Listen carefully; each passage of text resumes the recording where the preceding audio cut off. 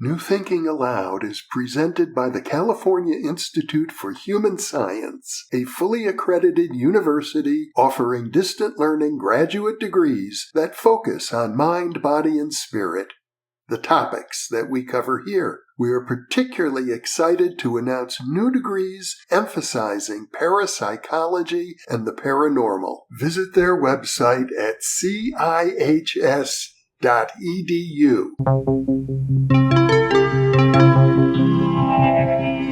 Thinking Aloud. Conversations on the leading edge of knowledge and discovery with psychologist Jeffrey Mishlove.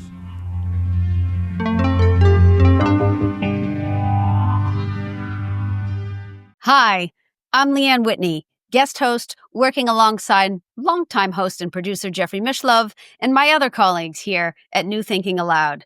Today, I'm delighted to welcome John Prendergast to the show.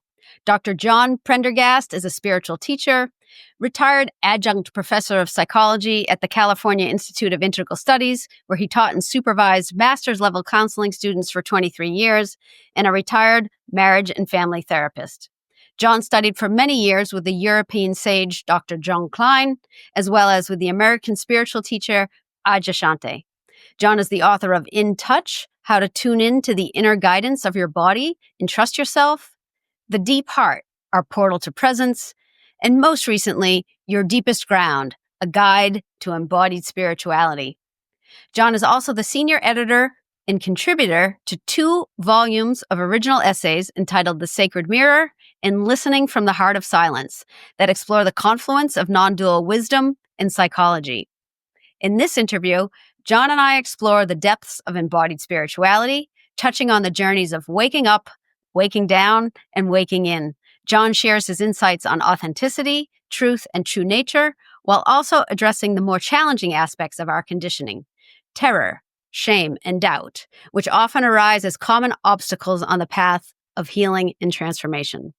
John is joining me today from his home in Northern California, and now I will switch over to the internet interview.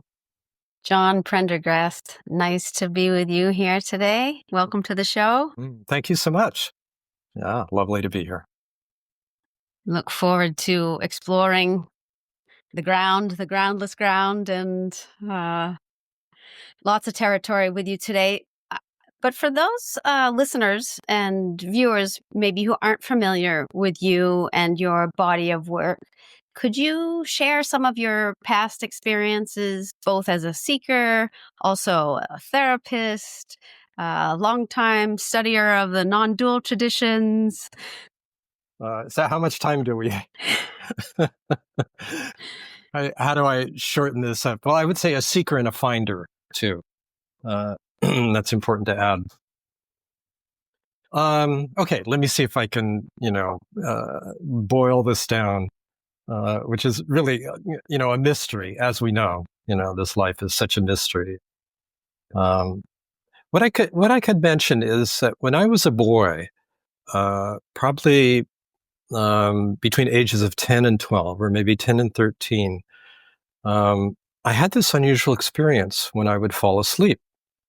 And which was I would go into a kind of liminal, what I would now call a liminal state, not fully waking, not fully dreaming, and I would have this image and feeling of my body becoming infinitely large and then infinitely small, and it would just fluctuate between, and it was a very blissful experience, totally spontaneous. And I had no idea what it was. So this would happen frequently when I would go to bed. And I never told anyone about it. I had no thoughts about it. I'd never read about it. And then when puberty came, it was all forgotten. It was cars and girls and baseball and, typical adolescent stuff. But I became intrigued. I listened to a recording of Ravi Shankar from the Monterey Pop Festival in 1967. I'm really dating myself here. And there was something about that music that just struck me so deeply and drew me to Indian spirituality. So when I was a freshman in college at the University of California, Santa Cruz, a friend gave me the autobiography of a yogi. And when I read Yogananda's autobiography, there was something very familiar about this spiritual approach. And I read other autobiographies, Ramakrishna's, for instance, and I began meditation when I was 20. And the second time I sat in meditation, that same sense of expansion returned. I had forgotten it for 7 or 8 years. And it's like, oh, right, here it is. But now as a 20-year-old rather than as a 12-year-old. And I had the feeling that I was finding my way home at that point. So I became a regular meditator. I became a TM teacher. I ran a TM center in my mid-20s. Did long meditation courses. Some of them are 3 months long, sometimes 6 months long. On some of those, I'd be meditating 6 or 8 hours a day, doing pranayama meditation. But when I got off my meditation courses, I was anxious. Like in relationship, I was fine by myself sitting in meditation, but in relationship, I was anxious. So I realized that I had work to do. There was something I needed to address in my own psychology. And also I wanted to make a living. And I kind of moved on from my TM background and entered graduate school and a transpersonal program, the California Institute of Integral Studies, and began to work on my psychology. And so it was interesting. I won't go into all the details, but I left TM there was a period when I was studying with Satya Sai Baba, a well-known but controversial Indian teacher. And then I had a remarkable dream in my early 30s, in which I was, in the dream I was in Mumbai, and there was this sage who appeared and looked at me, and his eyes were absolutely clear and lucid. And in looking into his eyes, there was a sense of awakening. But the dream continued. So it was like a lucid dream. And he asked me to be his translator, but he did it telepathically. It was interesting. And this is the irony and humor of it. I said, I don't know how to speak your language. How can I be your translator? All of this is a kind of inner communication. But he came out of his little apartment and he took my arm and he said, you can spend some time with me. I had no idea who he was, but learned my housemate actually had visited him. And I learned that it was Nisargadatta Maharaj, and he died a month later. But his book, I Am That, became a real turning point in my understanding, because before, my spiritual search had been, even though I knew that it wasn't correct, was still outwardly focused. And when I read this book, I Am That, it was a pivotal shift back to who is it that's meditating? Who is it that's seeking? And when I read in this book, the seeker is the sought. The one who is looking is what is being looked for. Something heard it, something understood it. And there was this tectonic shift of attention back to who is the perceiver. So I began to really sit with that question. And a few years later, I met Jean Klein, who's a not well-known Indian sage who'd spent time he was a European sage, but spent time in India. And the first time I met him, I just felt like I'd met my teacher, my real teacher. And I studied with Jean from 1983 to the mid-90s. Meantime, I got my doctorate in psychology and was working in private practice as a therapist. And so I had these two tracks. One felt like healing and one felt like awakening. And they felt distinctive. And so I was pursuing both, learning how to, in my studies, working with people, the healing arts, but also very interested in self-inquiry and meditation, in what is true nature? Who am I really? What is this? That was like a burning question. And at some point, there was a confluence of those two apparently separate tracks and questions. And I realized it's all one thing. It's all consciousness. It's all spirit, formed or formless. And this was happening around the time that Jean Klein retired. And I thought, well, I don't really need another teacher. But a few years later, I met Adyashanti, and I felt immediately that same kind of resonant presence that I did with Jean Klein. So I studied with him from 2001 to 2006. I'm in my 50s at this point. Now I'm in my 70s. time is such a flexible, Wild. subjective experience. So even to speak in this biographical way, it doesn't feel entirely accurate. But meeting with Adya was really picked up where Jean had left off. And with Adya, there was a series of openings. That's the finding part. The seeking had been going on for decades, and the finding was experientially and deeply, oh, this which I search for, I really am.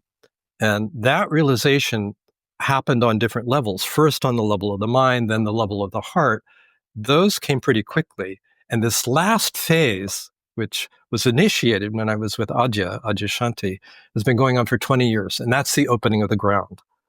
So it's like the mind kind of, blossomed with this understanding. And then the heart pretty quickly after. And it's been a much slower process in these in the guts, in the instinctual area. So this is what my latest book is about. The earlier books about the sense of inner knowing and touch, the deep heart, the awakening of the heart. But this is like the hara. This is the ground. And this is what the book is about. And I think it's really been undervalued in the spiritual tradition, it meaning the ground, the sense of ground. So by ground, and now I'm kind of segueing here, I mean really the felt sense of really landing here and inhabiting our body, and inhabiting it so fully we're no longer bound by it. It's like going through the body all the way. It's not an up and out approach, which has its beauty and its freedom. It's really, there is that transcendent movement initially to realize we're none of this. We're not defined or confined to anything. But the actual living of that, the embodiment of that, the visceral felt sense of that awake awareness really imbuing and penetrating the body is the imminent approach. And so this is really what I've been accenting. It's like, what does it mean to really land here fully in our body, in our life, just as it is, and to open to our life in a way that's not passive, but engaged and creative, and yet with a sense of real inner freedom and great depth. So there you go. Yeah, thank you so much. Past the terror, the fear, it's interesting. TM was part of your initial journey. Yeah. Yoga, Maharishi Mahesh Yogi, right? He's the developer of TM, and that's he's a teacher of yoga. I'm a long studier of yoga, actually, especially through a non-dual lens. And in one of the Yoga Sutras, Patanjali speaks to even the sages and the mystics and the long-time yogis still have fear of death, like that terror that can still remain because we tend to, I guess, grasp, you could say, this living form. Absolutely. I don't know if you can, unpack a little bit from there, like how that terror, brainstem, you say gut, for sure. First chakra, hara, also the brainstem really sort of resonates to me. Amygdala. Yeah, for sure. Absolutely. Yeah. So can you unpack that a little bit more? Yeah, let's do that. Let's explore that, because that's really what that has really been the focus of my exploration. Because maybe you can help me with the neurophysiology. That's not an area of expertise of mine. Mine's more somatic, the felt sense of contraction or constriction, partially conscious and often unconscious, that really impedes the letting go process. This is really, if I were to boil down what this book is about, it's about really seeing the deepest levels of resistance to letting go and fully surrendering. And that gets down into the basics of survival. And what I've seen is there's two interrelated levels. One is psychological and one is physiological. One is our self-image, and one is just, our body, mind, and our fear of annihilation. And the two are linked because we conflate our self-image with this particular body. And so, and our self-image is very important in terms of our sense of belonging, being accepted or not accepted by the tribe, by the group. And it's we're very tribal in a deep psychological sense because our survival depends on it. And particularly as a child when we're dependent on our adult caretakers. So we're keenly oriented to making sure that we're not disliked and rejected and abandoned and helpless. Interestingly, of course, that continues as adults, even though it's not completely rational. So we're very keyed to that kind of psychological connection and the fear of attack or abandonment, which threatens it. So there's that level. And that level runs very deeply. And we know that. Those of us who have worked, I'm now retired, or do work, or have taught in the field, the fear of abandonment or the fear of attack, particularly if there's been some kind of trauma or neglect or really poor attachment or distorted attachment, runs very deeply and is deeply embedded in the body. And so in-depth psychological work, very often we're working with those child parts that have felt, very frightened and very anxious and afraid of annihilation, of being engulfed and being attacked, of abandoning, of losing control and being overwhelmed. So that's, depth work works with that and helps in terms of building resilience and connection inwardly. There is, however, a deeper level to this fear of annihilation, and it has to do with our identification with this particular body-mind. And so we're getting really deep into the instinctual level of identification. And you were alluding to this, Leanne, in terms of, what sages have said over the years. We can feel a lot of freedom, a lot of openness of the mind and the heart. But when it really gets down to a sense of this one being threatened, there's a contraction that happens, a kind of freezing. And we know when we're under stress, this will happen.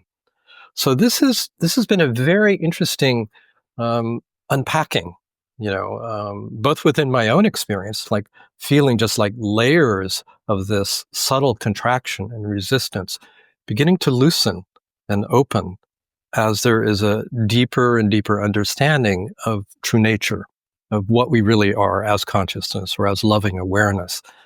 But for me, and I think for most people, it's a very slow and very gradual process. And what's happening is an investigation and deconstruction of what we've taken ourselves to be as a contracted form. And this has been our false ground. Like psyche is organized around a sense of contraction. And as that contraction begins to release and we feel ourselves more and more as openness, resistance arises, right? Because it feels like we're losing control. We're losing our boundary. We're losing our self as we know it, our represented or constructed self. But in truth, we're opening to who we really are. And that's a very dynamic, very profound process. And fear almost always inevitably arises at some level during this exploration. Maybe I'll leave you some space here. As I said to you earlier, I love this idea of playing jazz. The knots, like the granties, the bind in fear being at that root, perhaps. Yeah. What's coming up for me too is it's almost like a sense of organization in the way that it's all a both and. The boundaries are there and they're not there, right? Like you have skin on in, I have skin on in, but we're both breathing. Even though you're Northern California, I'm Southern California, we're both breathing in and out of the same airflow, right? Yeah, we're sharing the same air, the same food, the same sun, the same, but even more than that, like this is the apparent paradox, but it's really a matter of levels. Yes, there's differentiation, different body minds, different personalities, different conditioning, right? And all of that continues, right? And we share something profoundly in common as being itself. Not only are we interconnected, we are, in essence, the same being having an individuated expression. Exactly. Pure consciousness. I mean, consciousness is all there is through my lens of it. I mean, right? Consciousness is all there is. But in order for it to show up in different forms, in other words, is that the potentially that what appears to a human as a knot, but it's really some level of organization of pure consciousness, but it appears to us as a knot until we untie it. And then we see through it. Mm-hmm. But then we also see the importance of the form and the formlessness. In other words, you can see through the knot, but the knot is there. So maybe there's a better metaphor. It's more like a prism or something like that. This is the metaphor that I've come to. It's like a prism. And the prism has been veiled. I tend to use the metaphor of veiling. And the veils are layers of confusion, layers of conditioning that we have misidentified with. And as those veils are seen and seen through, there's more and more transparency or translucency, to be more precise, in the system through which the light of pure consciousness, of loving awareness, can shine.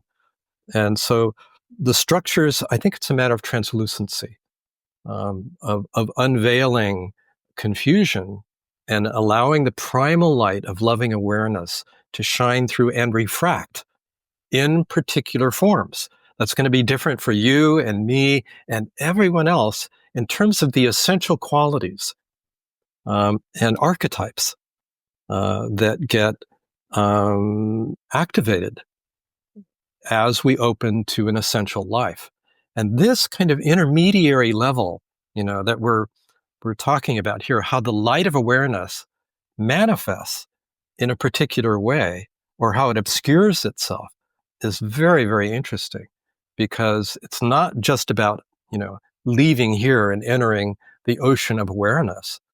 It's about knowing oneself as this ocean of awareness and living it in a way that's authentic, in a way that's attuned, in a way that's creative, right? And that is there's a quality of aliveness here, not just freedom. Freedom is very important, that sense of being unbounded, and unconstrained by these limited identities. But there's another aspect here of aliveness, of really living this here in our ordinary life, which is the embodiment piece. Yes, and I know Kashmir Shaivism, I think, is also one of the disciplines that you've studied. I think they have a term Spanda, which might be speaking to what you're talking about there, right? It's like, it's an energy and information flow, but it's this pulsation that has the energy and information flow. And that's right. Yeah, the opening is to awaken to that pulsation, and then allow it to be lived on what you're talking about, like all these different levels, perhaps. Yeah. So, I tend not to go to Sanskrit terminology just, but that's true. I mean, non-dual Shaiva Tantra, or Kashmiri Shaivism, as it's more commonly known, does have this beautiful teaching about Spanda, about this pulse, this primal pulse, vibratory pulse of life.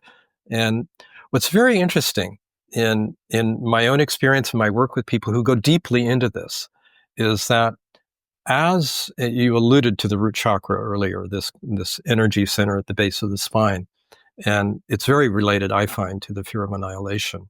So as we learn to, first of all, recognize the kind of constrictions that we hold in the solar plexus and lower belly and base of the spine, particularly the base of the spine, and trying to control and trying to survive. And as we begin to allow that within loving awareness or presence, a natural unfolding will begin to happen. Usually it's gradual, I find. Occasionally it may be rapid, but that seems to be more rare. And in that unfolding, there's a release of that primal contraction or clench. It's a kind of melting. It feels there's a quality of warmth. There's a quality of natural integration, of unfolding, and a sense of attention dropping down, like there's a settling, down, not only into the body, but into an underground space. And it feels like the underground space starts opening more and more. And, whereas before we felt localized just in this body and kind of in contact with the earth, that sense of intimacy with the earth deepens. And of course, this is kind of an intermediary, but very deep level that shamanic traditions and vision quests and plant medicine and powerful dreams and Jungian analysis at its best, will evoke and at times and will open to. And that there are strong energies that are in those archetypal and transpersonal energies, which are easy to fixate, upon. But there's a deeper level still. And so as this relaxation happens, as the clench releases, as this freeze melts, these are all different kind of metaphors to describe a spontaneous letting go process. We find ourselves opening more and more into a vast underground sense of spacious awareness. And there's a sense of deep silence and stillness and darkness. And as the body-mind acclimates to this, as there's a sense of opening and surrendering to being nothing, to being no one, to not knowing, like this is so much before any kind of thought. In that silence and in that darkness, there's an upwelling of life, an upwelling of light. And this is the Spanda. This is this profound primal vibration of life that is deeply intimate, but not personal. We often, conflate those two terms. So deeply intimate because it feels like it's from the very core of our being. And the intuitive sense is this is true for everything and everyone. So that's the intimacy. And yet it's non-egoic. It doesn't refer to or belong to anyone. And it has this, I refer to it as a current of life. And this pulse, is life-giving in the deepest sense and creative as well. And so as there is a letting go, as there is an opening to our deepest ground, as this surrender into darkness and stillness and silence deepens, there is a natural movement of life, of an essential life, that wells up from the depths of our being and spills out into our ordinary life of relationship, of work, of our sense of the world being intimate rather than other. This whole perceiver-perceived, subject-object just gets softer and softer, the boundary. Even as we know, we have a sense of autonomy. That is to say, there's an inner authority, an inner guidance system that moves us in a unique and authentic way. So it's very different than merging. It's very different than I become like you, the personality. And it's very interesting in relationship then that we don't need that in our meeting, we meet like in the core of being, as in shared being, not merging on the level of, the same thoughts and the same feelings, but really intuiting the shared essence. And this is love. This is what love is all about. So this opening, this deep opening and surrender and letting go is foundational for supporting the shining of the heart, the shining of heart wisdom. And this is really why I've been accenting it, because I've done a lot of work on the heart, and it's a fascinating area. There are these similar layers of, egoic conditioning and more soulful levels, and then, just universal love. But to really live with a steadily open heart, really available to life, requires a sense of profound safety And that safety is not coming from controlling or clenching. It's coming from the direct realization, intuition of what we are and what we share. And so the more that we open to that, the less fearful we become. As we face our fear, we find our ground. And there's a beautiful little saying attributed to Trungpa, Chogyam Trungpa, which is, the bad news is there is no parachute. The good news is there is no ground. I've never heard that. That's good. So it's like, in that trusting of the opening, we realize there's no danger in, hitting the bottom, like a falling object. In fact, the metaphor is a little misleading because the realization is, oh, I am this. And we all are, as well. Right.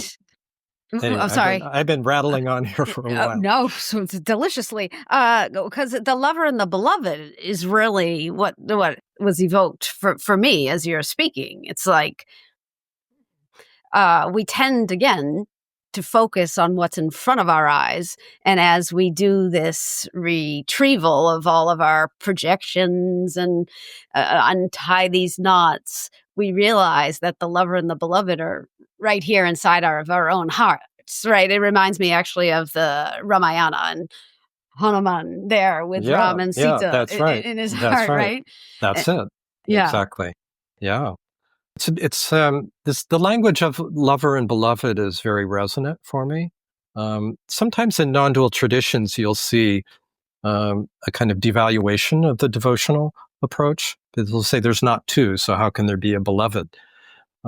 But I think that way of seeing lacks heart, because when the heart awakens, there is so much love, there is so much gratitude, so much compassion, and just a natural sense of devotion.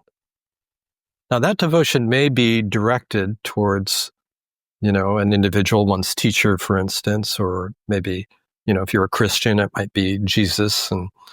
And it's very interesting. My temperament is a kind of a mixture of wisdom and devotion, and now the devotion is to this that I speak of, the truth of who we are. Like, that's the beloved, and that beloved is not separate. And yet to speak of it as the beloved feels resonant from a heart level. And very much it's about, as you say, it's the retrieval of projection, the withdrawal of projection of essential quality of being and our shadows as well, our luminous and dark shadows, onto the other, the recognition it's all here. And then from that, instead of coming from lack in relationship, we come from a sense of fullness. We're not grasping, we're not manipulating. There's a free offering of love and of understanding. And to me, that's really beautiful.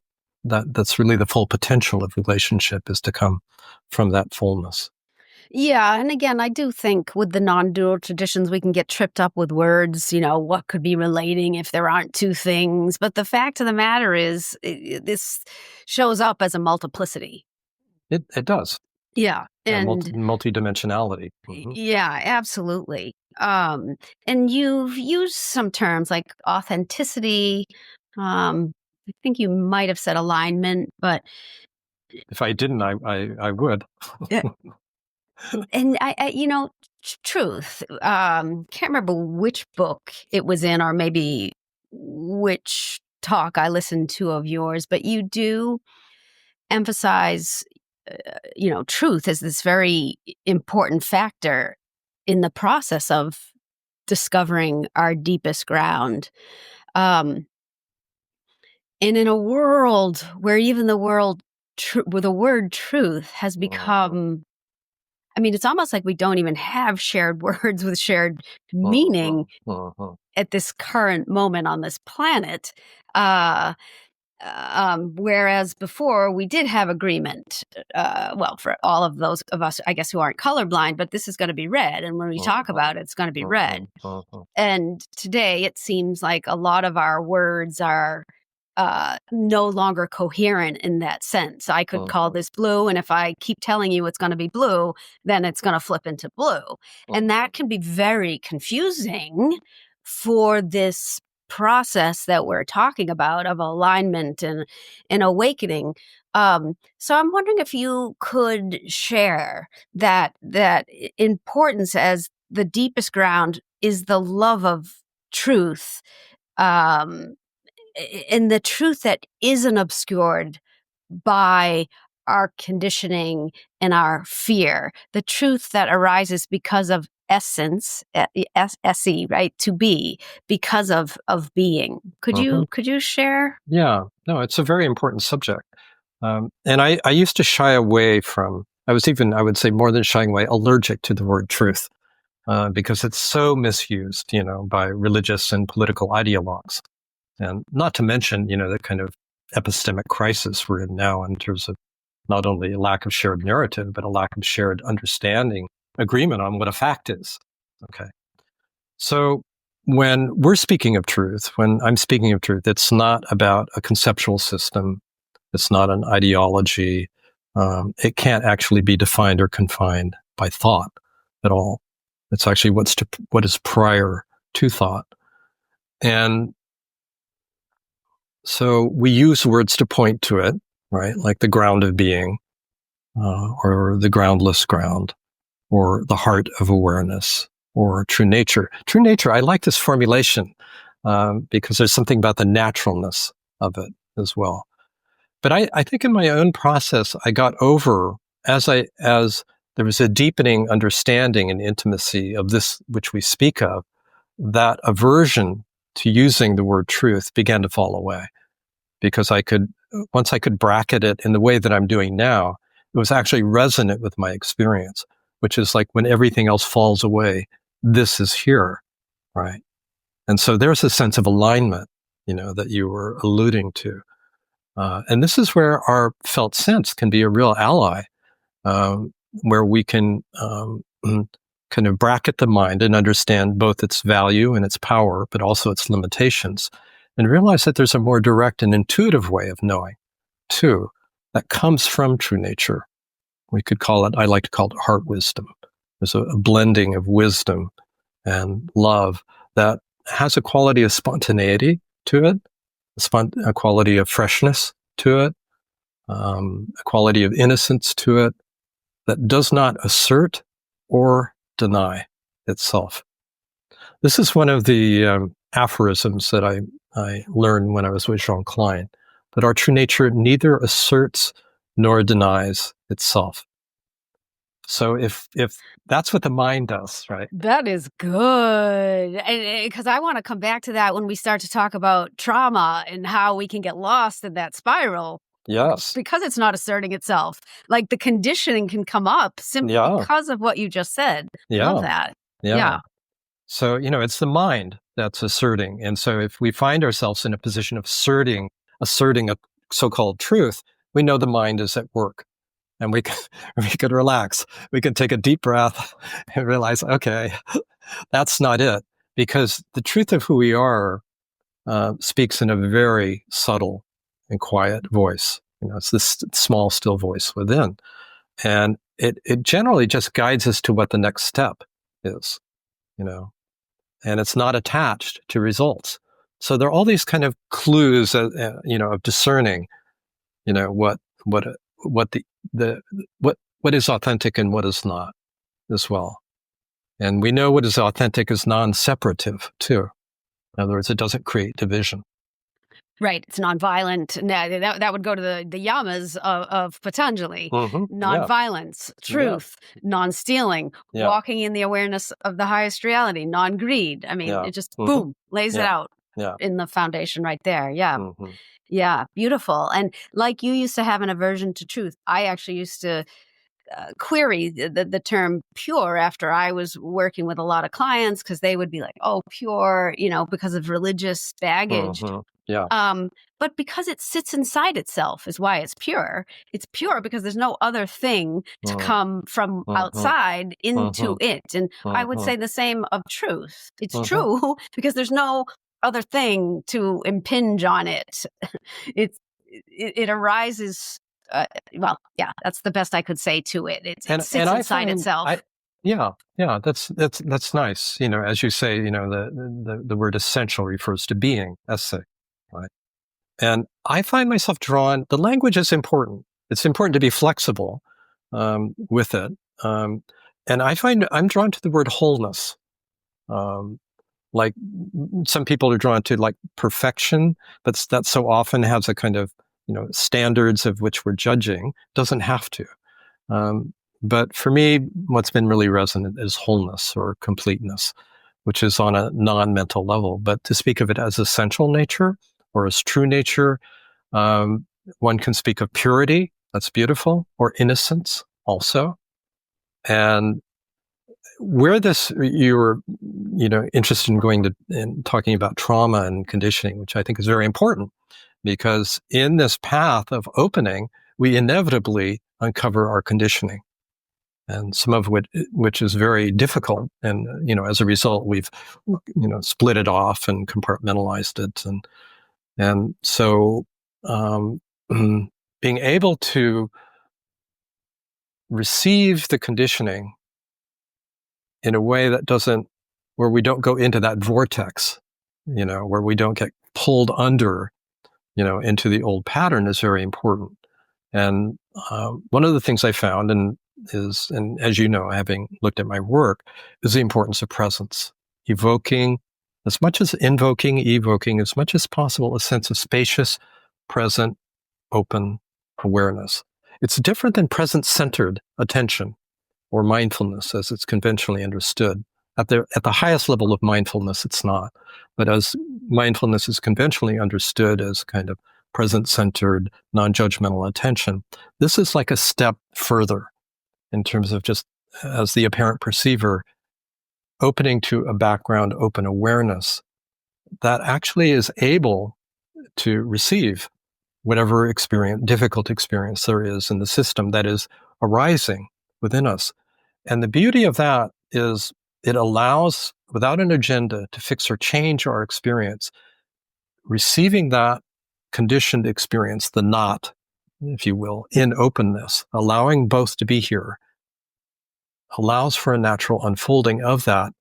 And what's interesting is like right in the center of that not is the purity, right? Right in the center of that shadow is the light. Right in the center of that shame is innocence. Right in the sense of fragmentation is wholeness. And this is revelatory for a person who experiences it. It's like oh my God, I thought I was wounded in my core. I thought I was bad. I thought I was limited. And none of that is true. But actually by opening, not going around or trying to get away from or transcend, but from awareness, welcoming this in, this knot of attention reveals itself. The essential qualities of being reveal itself in the way that I'm just describing. So there's a beauty in working with trauma or any kind of difficult conditioning so that we don't get lost in it. And this is the principle of resourcing that, we're familiar with. It's like, otherwise we re-traumatize the system. So it's, and there's a relational aspect too, to feel like you're connected with someone else who's holding that with you and supporting that. It can and often is critically important. That can be the big benefit of a therapeutic relationship for sure. Because, as you're saying it, I'm also viscerally feeling, that disorganization when that conditioning is up to be seen, if you will, and you're getting closer even perhaps to seeing through it or having it unravel, it can be quite intense. These are the words that come up for me: shame for sure, disorganization, a sense that, oh my God, I'm going to blow apart, I'm going to disorganize, chaos, and fragmentation. Absolutely. I'm terrified.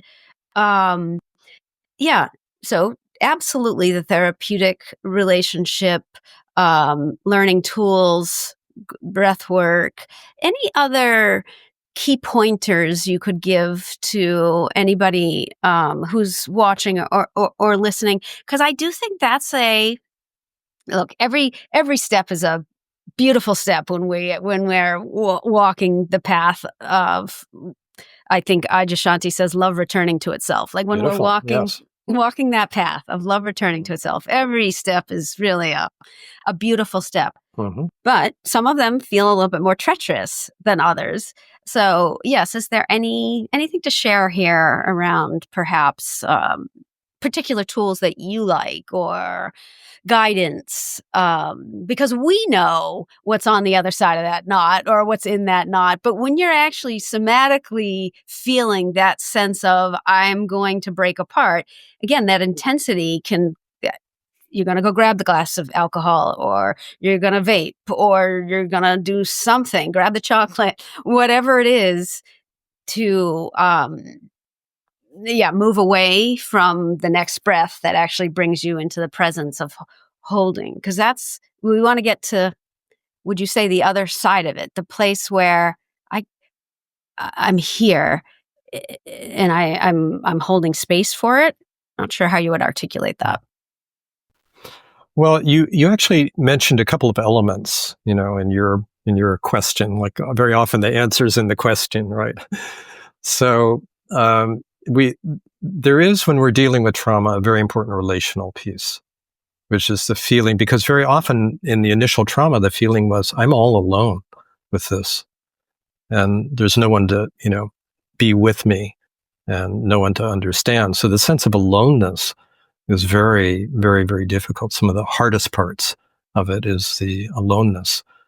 So the actual, if we're sitting with someone else, and now I'm speaking kind of in the role as the healer or therapist, or maybe it's counselor of some kind, to actually, in our own kind of resourcefulness, to receive the other in that, with exactly what you said, Leanne, which is knowing what's on the other side. So there's a support, there's a normalization, there's a sense of, we can do this. This is doable.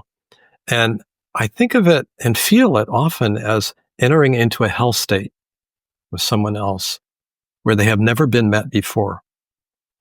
And the very fact, because it's a very alone, very isolated, compartmentalized space, and actually to feel another there with you is profound. To feel like, connection is there, and that allows the other to connect with himself. So that's a subtle and very important relational piece. Of course, there are a lot of therapeutic methods for resourcing, and we don't need to discuss them. You talked about breath, that's important, being in nature, opening eyes if you feel like it's too much. The part that maybe I would address here,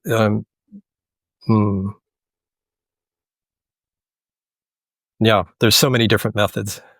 I don't want to get into them. But one I work a lot with, I'll say, that, and the way I work with it is would be of interest to your listeners and your viewers.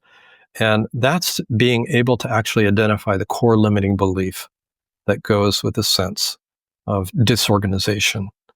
And very often there's a sense of, I'm not equipped. The world is dangerous and hostile. It's too much. Or some sense of lack or flaw of oneself, so that we're not in touch with our inner resources. We're not in touch with the source, actually, because of that contraction. So I do work, when I work with people, as I said, I'm retired, but I continue to do mentoring work, spiritual mentoring work with people. I do like to work with the body and to kind of feel where in the body the sense of disturbance may be, where the sense of contraction is, and invite people to, from spacious awareness, welcome it as in the way that I was describing, maybe breathe into it as a kind of anchoring. And then an interesting inquiry can be, what's in the very center of this? Don't think about it. No effort. What's in the very center of this? And that inquiry, that invitation, actually tends to elicit, subtler levels of whatever this contraction is. And of course, that can be done in a titrated way. If it feels too much, we back off. Always permission. You're in charge here, let me know if this feels like too much. But if we as the helper feel open and well-resourced, we can significantly facilitate and guide and support this process. What's in the very center of it? And if that remains kind of stuck, very often there is a belief, usually largely unconscious, maybe partially aware, that is kind of keeping the system jammed because it's not been investigated. And that may be, if I open, I'll die, or it's too much or whatever. So very often in a child's simple language, because that's when these imprints are strongest, sometimes in adolescence, mostly in childhood, I'll ask people just in a child's way, in a very simple way, 5 words or fewer in a child's language. Is there a belief that goes with this? Just notice what comes to you spontaneously. And almost always something will come. And there's a kind of, does that fit? Is that quite right? A resonance, or in a way a dissonance, because there's a strong negative charge somatically and emotionally with that. And then once it feels like it's there, I'll say, let it go. Just take a deep breath, rest back as open awareness. And I'll take a minute. That's kind of a resourcing step, but also an invocation in a way of some degree of true nature. So rather than just going into it, there's okay, we step back and now welcome this in and ask yourself, what's your deepest knowing about this? Don't go to your mind for an answer. It may arise as a feeling, a sensation, as an image, maybe a word, or as wordless knowing. What's your deepest knowing? What's the truth? Back to the truth word, What's the truth? Don't think about it. In this invitation, we are accessing our deepest knowing, our clarity, our inner wisdom. It can come through different channels depending on how we're wired. And there's a very critical step here of not dismissing it, but actually letting it in. Letting it in, breathe it in. Breathe in what this knowing is, right? That's emerging from the core of your being. And notice what happens as you do. What happens when you let this in to your body and your mind? This is where transformation happens, I find. This is really where the light of awareness begins to imbue the conditioned body-mind, and a shift starts to happen on cognitive levels, somatic levels, emotional levels. Somatically, there's a sense, all of which have the sense of illumination. It's very interesting. It's like when we question, when we see what is untrue, when we see true untruth, truth comes of its own. When we see the false, what is true, what is essential, what is authentic, effortlessly arises. This is a very interesting principle in this work when we're working from this deep way, is that there is an intrinsic, implicit, loving awareness in the core of our being, which when we see through untruth, begins to imbue the system. And so I've seen this happen again and again and again, and I find this to be a very powerful transformative process.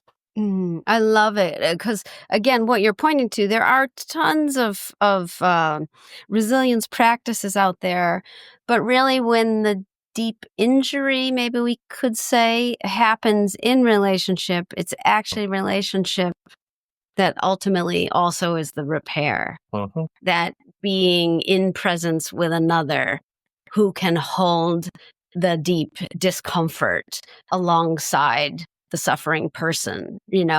And a lot of times in childhood when, parents are overwhelmed and there's a tantruming child or whatever the needs are overwhelming the whole family system, and I'd say not enough nurturing care was brought into the presence between the dyad or perhaps the injury, the suffering right? That's where this conditioning begins. And so to unravel it in a space where there is another safe, and maybe we should really put that there, like, a safe person who actually is presenced in the ground. Safe and attuned. Attuned, so, there you go. Right, yeah. Safe, and because, very often we don't feel seen or heard in the deepest way. There's just a consensual reality of separation that most people live in, and of course, many stressful circumstances that will distract us. And so to really be in the presence of someone who's deeply grounded in their own nature and open and available and capable of receiving us as we are in a deep way, really listening, really hearing, really seeing, is profoundly reparative. We know this, and that's what you're speaking to. And that allows us then to deeply attune with our own essential nature. So that the healing, the relational healing, plays a role in terms of the interpersonal healing, plays a role in terms of the healing within ourselves, the interpersonal healing, and allows us, to actually become more autonomous, to trust ourselves more. But we as human beings need this, and we know this. We need that loving support early on in order to have that trust in ourselves and in the world. And if that's been absent at some point or another, through a loving and appropriate relationship or a therapeutic one, we have that support then to align more deeply with who we are. And I think, these kind of dimensions of healing and awakening. You'll see among therapists, they'll accent the healing. Among spiritual teachers, they'll accent the awakening. But to understand actually how these interact and are ultimately not separate is something I think that's emergent. That is to say, therapists are opening to this understanding that there is this essential nature that is available to all of us, not just as a concept, which is nice, but actually as a lived reality. And spiritual teachers are beginning to understand the role of conditioning, early conditioning, and how that obstructs the system from opening to true nature. So it's a very interesting field, I find, and one that, of course, I've been exploring for decades. Yes, and the field I love as well. And I know we're clocking towards the end here, but I'm the up and out versus down and in also is maybe what we're pointing to a little bit here as the confluence of therapy and spiritual teachings, right? Because embodied spirituality is, the deepest ground. That's where we're speaking to, is this embodied spirituality. So yeah, anything to unpack there as far as the down and in? Spiritual bypassing is not what we're looking for. I think that's threaded throughout this conversation. I'm not sure if there's any top tips or anything else you would like to explore as far as that up and out versus down and in. Yeah, what I would say is the critical importance of self-honesty and vulnerability. This is where a lot of spiritual seekers go awry. They have an idealized version of what a spiritual awakening or realization is all about. And in that idealized perspective, they negate their own direct experience. And this is a subtle, sometimes not so subtle, in terms of just denial of the obvious, but often a subtle process of splitting from one's own direct experience. So staying close to one's experience is critically important. And in order to do that in a deep way requires a self-honesty. Like, what is my actual experience right now? And a vulnerability to actually open to that, to feel, to let ourselves feel shaky, to let ourselves feel uncomfortable, to see areas where we're not acting in a way that's congruent with our deepest knowing. Ways that we're in reaction, not in a judgmental way, and not in order to brighten our image, but just like, let me lean in here a little more. What's going on? What's going on with that extra glass of wine? What's going on in this kind of internal reactive dialogue I'm having about someone? Not to judge, but to be curious about that. That's our way into what to me feels like an imminent way of living. And I think that's why it's incumbent, both for therapists and spiritual teachers, to be vulnerable to be human, to say, me too. I have experienced that, or I am experiencing that, or I'm working with it, or whatever it may be, to be unpretentious, to be authentic, to be realistic. I think this is a process. It's not like one and done. It's not like, boom, I've had an awakening and that's it. Rarely, in fact, never is that the case. Usually that's the beginning of a whole nother process of, oh my goodness, there is, So very often in the process of opening to a much, actually an infinite sense of self, it flushes out all sorts of conditioning.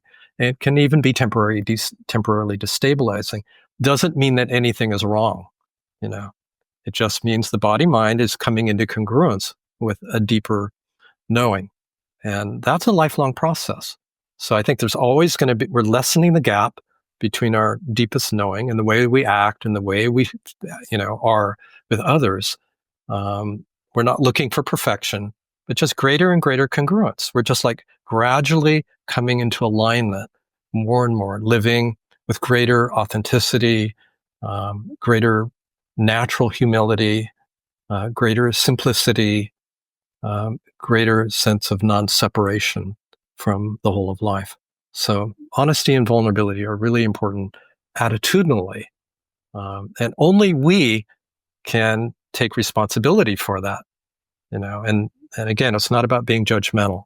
It's just by being real and staying close to our own experience. Yeah. And it's not about navel gazing either. It's about the importance of doing it for oneself, because in relationship to other people, once our system is rooted in the ground, or, when that alignment and that authenticity, we show up for each other in the best of ways. Well, this is important. It's not it's not a selfish act. It's not an egoic act. It's actually, we're not following ego in this path. We're following a sense of something deeper and truer and essential. And that is of benefit to everyone, because the less we're caught in our egocentricity, the more available we are to all of life. So it's a profoundly unselfish movement. And I think that's important to accent. There may be periods where we need to step back and get quiet in order to do that kind of investigation. And for me, that was very important, to be on retreat, for instance. It may be important to find someone, a guide, a spiritual guide, for instance, with whom we feel a sense of trust and congruence, who is worthy of trust, who can help guide us through often, this tricky territory, particularly as we get into the depths of the heart and the ground. That's, we may need to have a practice regularly for a while, until we let go of the practice. All of that is something that will begin to show itself in this process of coming home to ourself. Coming home. Beautiful. Beautiful. And wholeness, I know, is a word that really resonates with you. Balance is one that also really resonates with me. This is about, finding. Yeah, that equilibrium. Yeah, for sure. For sure. Maybe one. I keep saying, I know we're getting towards the end. One. Yeah, last one. We mentioned shame. We mentioned the terror. Also, what really I feel shows up on this path of love returning to itself is grief can show up really strongly, because the grief is not only, it's the separation distress call, not only between us as mammals, but also between the lover and the beloved, if you will. That's right. That's right. Yeah. So grief, it can feel like a vortex, or a bottomless pit. It really can. But when we see it as a marker, also. Exactly. Yeah, That's right. yeah. Is there more to share there? Oh, there's a lot to share there. So I'm glad you mentioned it. And in addition to grief, I want to talk about doubt just a little bit too, because that's one of the main obstacles. But grief is completely natural and appropriate to grieve that which we've lost. And I've lost loved ones in my life, and continue to grieve them. And for me, that's not a problem. That's just being human. And I think that's important to normalize grief, and also recognize that grief is a marker, a pointer, and a portal. And so if we let ourselves, and there are different levels of grief, aren't there? And most of the grief we're aware of is loss of someone, a beloved someone. But we also grieve losses of places and objects and belief systems, and there's attachment to all sorts of things that we grieve. The deepest grief, and the grief that is least well understood, is the loss of connection, conscious awareness, and access to our deepest nature. And this often happens unconsciously, developmentally. Well, actually, I think it happens with everyone. And then sometimes in a traumatic or dramatic way when we're little, there's a real shutting off of that kind of innocence and tenderness and openness that we come into the world with. And very often in this process, I find as people they deepen in their self-discovery process, they encounter this grief that has a nameless quality to it. Like, I'm grieving, I don't even know what I'm grieving for. And I'll say something like, might it be that you're grieving for the loss of your true nature, of yourself? And then the tears will come. It's like, oh my God, that's it. I couldn't even articulate this loss of connection with my deepest nature. Yeah. And it's like, to allow that grief is very important, because it will move and it will pass. There may be the grief of, I have lived 40 years or 50 years or 30 years of my life disconnected, wandering kind of in the wilderness. I've wasted my life, It's actually not true. We haven't wasted our life. We needed to wander in the darkness and the wilderness. But there can be that feeling like, oh, I lost touch with this, and I've made so many bad decisions, in relationship, in career. And if I just remembered, well, you didn't remember. We don't remember. We forget. And then we remember. It's part of the process, part of the human process. So the normalization, the welcoming of the grief, the discovery that grief itself is a portal to something, to joy. It's like the heart that grieves can also be joyful. And when grief can be frozen as it begins, as the tears come, there may be shaking, whatever it is. As it melts, the depths of the heart open, and we're able to love and experience joy that much more fully. So as a human being, we love and we lose and we grieve on many levels, including the loss of conscious connection with essence. And in the allowing of the grief, we rediscover that connection. Again, it's like the grief is a pointer to what has been lost, essentially. And as we follow it back in to its depths, we rediscover that which we've lost. And again, there's that sense of homecoming as well. A very profound process. So, yeah. Yeah, brings me back to the Yoga Sutras in the first chapter. I'm not sure which sutra it is, but Patanjali speaks to the sorrowless luminous, this idea of... There it is. There it is. Yeah. There it is. Yeah, and that's where the joy and again, the life force, we're here. We're here. And we're willing to be fully human. And being fully human is very poignant. Yeah. I've really, this word poignancy has really come to the forefront of my vocabulary in the last 2 decades, really, because it's not all about bliss. It's not like we're always joyful and happy. We're deeply feeling. We're open.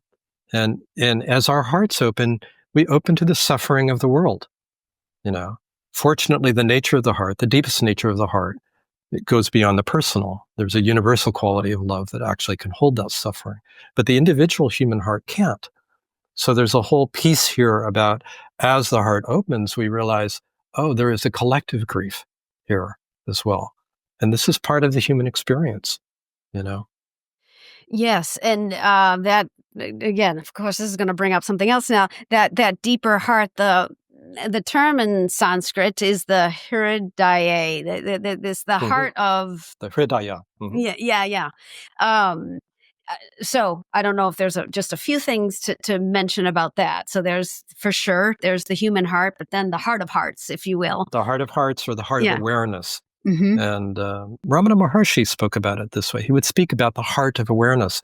And it's very interesting to read talks of Ramana Maharshi. It's very rich, very deep series of dialogues. And he said, ultimately the heart is neither inside nor outside of the body. In other words, it's non-localized. So he's using heart in this sense as essence. The heart of awareness. Awareness is non-local. It has a local expression, but ultimately is non-local. So that's the universal heart. But it has a local expression here, right in the center of our chest, And this is a very rich area of exploration, that has areas, often it's shielded and guarded because there's a tenderness there, and we share our hearts cautiously and maybe with a few people, and fear, being invaded or hurt. It's also a portal, not just to kind of the inner child part to this, but to the soulful level that we were talking about a little bit earlier in our conversation, where there are essential qualities of being, of innocence, tenderness, compassion, generosity. These, as the heart opens, as we regain that kind of regain our connection with that early innocence, those qualities begin to just pour out spontaneously. We don't have to cultivate them. We're not cultivating compassion. We're not cultivating generosity or kindness. It's just they could just pour out quite naturally. So that's like on a soulful level, and that's an intermediary. It's not egoic. It's not universal. And this is an area that Jung, I think, and those like him have, developed and articulated quite well. What's interesting is it feels like the heart is a portal. This area of the body is a portal for that universal love to come through as these knots and constrictions release and open, and essential qualities of being are integrated. So in the same way, the bottom falls out and we feel this quality of groundless ground, the heart opens to a quality of universal love. These are different portals, the mind, the heart, the hara, to the same awareness, and they have different tones to them. Tone of the mind, clarity. Tone of the open mind, awake mind, clarity, vastness, space. Tone of the heart, love, kindness, non-separation. Tone of the hara is one of profound stability, profound silence, out of which, that has a foundational quality that supports the whole human system for that flowering. I go on. So I mentioned no, I love it because I love interpersonal neurobiology and Dan Siegel's, integration made visible is kindness and compassion. I mean, it's just a reworking of what we know from the wisdom traditions, but it is what it is. Yeah. Integration made visible is kindness and compassion. Yeah, there it is. There it is. And Dan Siegel's work is brilliant and important articulation kind of in this interaction. The last point I wanted to touch on had to do with doubt, because we're talking about kind of veils to the discovery of true nature. I would say the two most important are fear and shame. The third, I would say, is doubt. And that's something I really struggled with for years because I have a skeptical mind.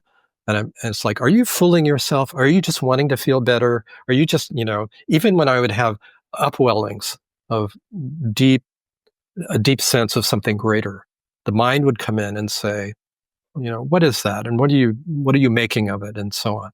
So it turns out in the spiritual search, investigation, and discovery process, it's very important to see doubt for what it is, to see doubt as a lens, to see doubt as an object, a subtle mental construct.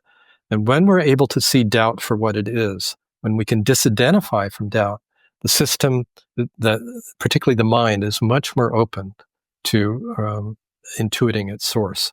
So I just wanted to kind of slip that one in too, because some people may not feel a lot of fear. No, their holding place may be more shame. Some people may not be fear, may not be shame. It will be doubt.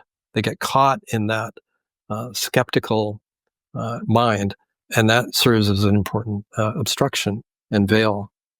And with what you said about the resonances in each center, with doubt, I would imagine stability is challenged, as is the outpouring of loving kindness and compassion. Exactly. So you can kind of play the three on a scale in a way, and they interact. That's right. So is the clarity there? Is that veiled? Is the loving kindness and compassion there? Is that blocked? Is the stability there?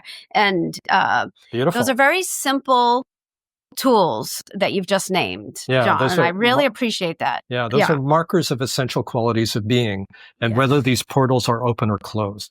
And that's where coming back to self-honesty and vulnerability, we can kind of check in a non-judgmental way, how is that here? And if it feels veiled or closed, then with compassion, with curiosity, with affection, the sense of being resourced, and a more spacious awareness, we welcome that into presence, and without an agenda, fix or change it. Wonderful. I deeply appreciate you, John, and I appreciate you spending this time with me and exploration and jazz and conversation. Yeah, it's been a delight.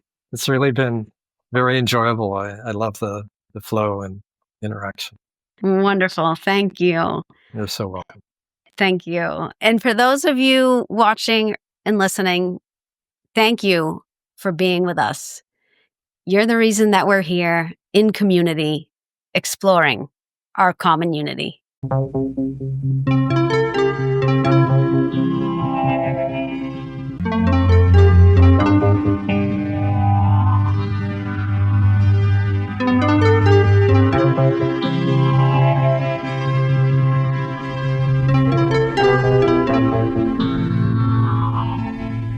You are warmly invited to visit transformationandintegration.com to access additional resources that support the journey through deep transformation, and to learn more about the ongoing offerings at Center for Transformation and Integration, including our certified training in transformational coaching with an emphasis in somatic integration therapy. I look forward to welcoming you there. Book 3 in the New Thinking Aloud dialogue series is UFOs and UAP, Are We Really Alone? Now available on Amazon. You can now download a free PDF copy of issue number 8 of the New Thinking Aloud magazine, or order a beautiful printed copy. Go to newthinkingaloud.org.